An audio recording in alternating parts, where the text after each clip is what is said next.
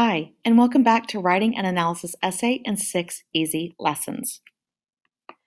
To remind you, our 6 easy lessons consist of close reading, making a claim, summarizing, analyzing, writing an introduction and conclusion, and putting it all together with transitions. Our objectives for close reading were that we read a text in such a way that we demonstrated a thoughtful, analytical examination of the text. As we read closely, we looked at significant details and patterns that allowed us to develop a deep and precise understanding of the text's form and craft and meaning. Today, we're working on making a claim. So we're focusing on everything that we did with close reading, and we're looking at what precise understanding of the text we've arrived at and how it's supported by the text. Again, our objective for this session is making a claim statement about the text, its theme, its function, its form, that reveals a deep and precise understanding of the text, which is supported by the text. Writing a claim is a process. We have to first verify that we have read the text, and reread it, and possibly even reread it. We have to make sure, too, that we've annotated the text, and we've looked for every little secret it might be burying in and amongst the lines. We recognize that we need to review those annotations. We have to look carefully for what the text is telling us. And then we need to put our thoughts down in such a way that they can be argued, and they rely on the text for support.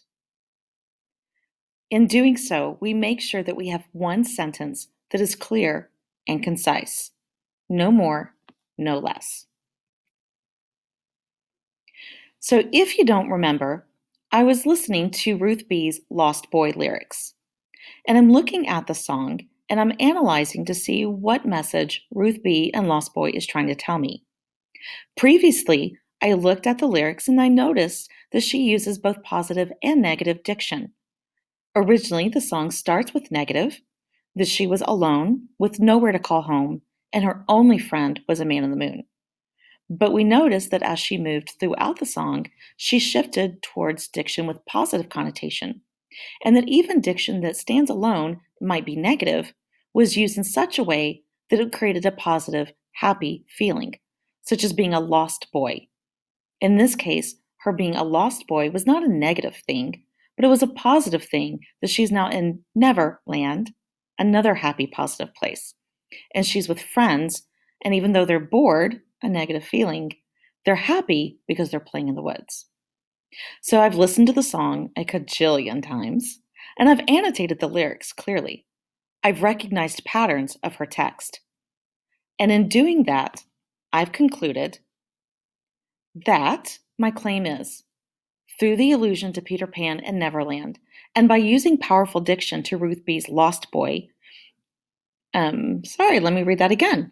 Through the allusion to Peter Pan and Neverland, and by using powerful diction, Ruth B's Lost Boy signifies that people desire a sense of freedom from the rigidity of adulthood and normal life. While it may not make sense now, as we move through the different steps, you'll see how this claim statement is supported by the text. A couple of things to remember. It is important to name the author, the creator, the speaker. It's really important to name the text, the song, the podcast, the show, the movie, whatever it is that you're analyzing. Notice that I named Ruth B and I named Lost Boy so that my audience knows specifically who and what it is I'm talking about. Also note that I'm very specific when I'm isolating what technique I'm identifying. This is the pattern, the diction, the tone that you specifically want to point out in your analysis paper. In this case, I mentioned allusion and diction. Also notice that I've used a strong verb, signifies.